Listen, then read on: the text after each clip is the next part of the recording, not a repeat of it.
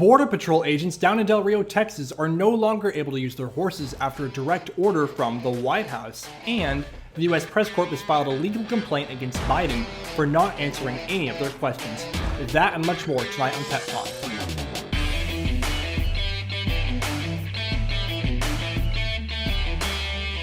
Hello everybody and welcome back to another episode of Pepp Talk. Tonight should be a very brief episode. We only have two news stories to cover, the first of which is this apparent order from the White House ordering that any of the patrol agents at the border in Del Rio, Texas can no longer use their horses. So, we actually discussed this a little bit last week. Remember when there was this image circulating Twitter last week of this Border Patrol agent apparently using whips to hit these Haitian immigrants? And even though the reporters that were reporting this acknowledged the fact that they never saw anyone being hit by these supposed whips, they still called them whips.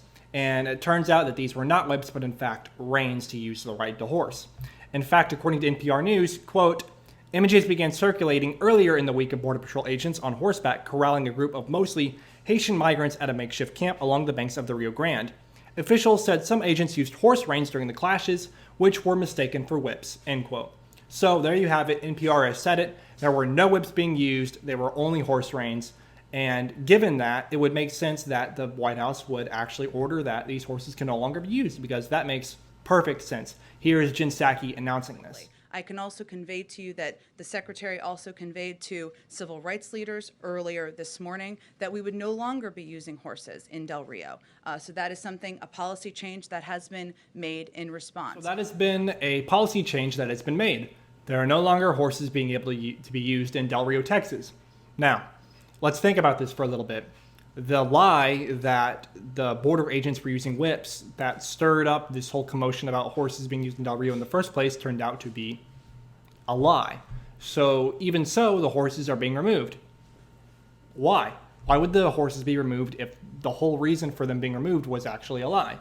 Well, the fact is that the White House doesn't care about what's actually going on. They only care about what it looks like is going on. So even though the Border Patrol agents weren't using whips, because it looked like they were using whips, they have to remove the horses. All they care about is the appearance of the situation. They only care about political clout, if I may say. So they just don't care about what's actually going on. They don't care if horses allow these Border Patrol agents to get into hard to reach areas where they can't drive Humvees or trucks or cars or such. They don't care about that. They only care about what it looks like to the public. And if it looks like these Border Patrol agents are using whips against Haitian migrants, even when it's completely debunked, they're going to remove the horses because they don't want it to seem like they're using whips, even though it's clearly known that they're not using whips.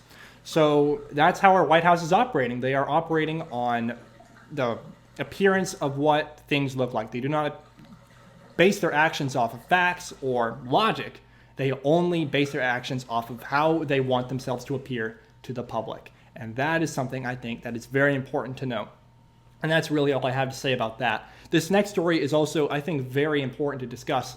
Last week, Prime Minister Boris Johnson actually met with President Biden.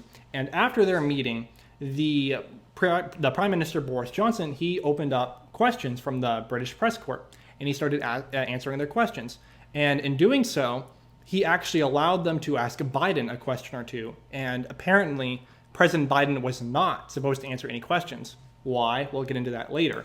But because of that, it was very odd for everyone in the room because Biden wasn't supposed to be answering questions. And after the British Press Corps had finished asking their questions and the American Press Corps was going to ask theirs, all of these White House aides rushed into the room screaming and yelling and ushering out everyone out of the room like it was a complete emergency.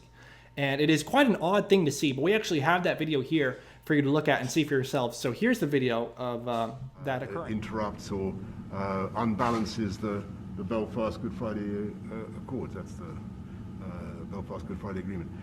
That's the. I think that's Okay, so there you have it. So as soon as Boris Johnson finishes talking, thank you. It is a complete onslaught from these White House aides. It is their mission to stop Biden from answering a single question. They cannot allow the press corps to ask a single question because that could mean the death of the world. It's insane how crazy these people are, but apparently our president, the president of the United States, is not capable of answering questions on his own. The White House aides must stop this. According to the Washington Post, quote, Johnson called in individuals from his press corps without alerting us to the intention in advance, White House Press Secretary Jen Psaki said Wednesday when asked about the incident, end quote. So that leads us to ask, well, what does it matter? Why does Jen Psaki need to know that Biden is going to be questioned? Why does the White House aides, why did they need to know that he's going to be questioned? Shouldn't he be able to answer questions from the press corps? He is the president of the United States, after all. I don't understand why it is such a danger for him to answer questions without the White House knowing. It's almost as if they have to, I don't know, curate a list of people he can pick from, or maybe even curate his answers. Now, we've seen in the past that they've actually made lists for him, for reporters that he can call on. So it would make sense that they don't want him talking to people that they haven't selected. But I also wouldn't be surprised if they curated his answers. Honestly, it just wouldn't make sense to me that they wouldn't. I think this all comes down to the point that Biden, as old as he is, he isn't.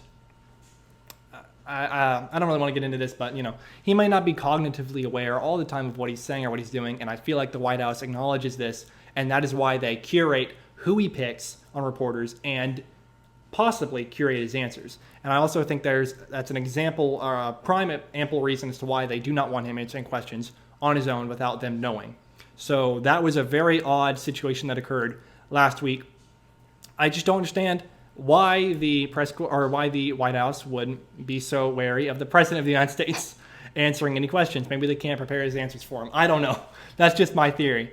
But anyway, I think rightly upset with this situation, the United States press corps were confused. They were like, why can we not answer or ask Biden a single question? He's the president. We need to be able to ask him questions. The British press corps was able to ask questions. Why can't we? And as a result, because they were so upset, the members of the White House press corps actually filed a formal complaint against Biden regarding the situation. And of course, the White House blames Johnson for the whole situation. So that's really all I have to say about that too. It's just really odd to me that our president of the United States, President Joe Biden, this unifying figure, cannot answer questions on his own. The White House has to know in advance. They have to curate a list of reporters that he can select from. Otherwise, it could be the end of the world, or at least it appears that way with these White House aides screaming and shouting as soon as Boris Johnson finishes talking. But regardless, that is all that I really have for y'all tonight. I thank you so much for joining us tonight on another episode of Pepp Talk, and I look forward to seeing you all next week. Thanks for watching, and I'll see you all next time. Bye-bye, everybody.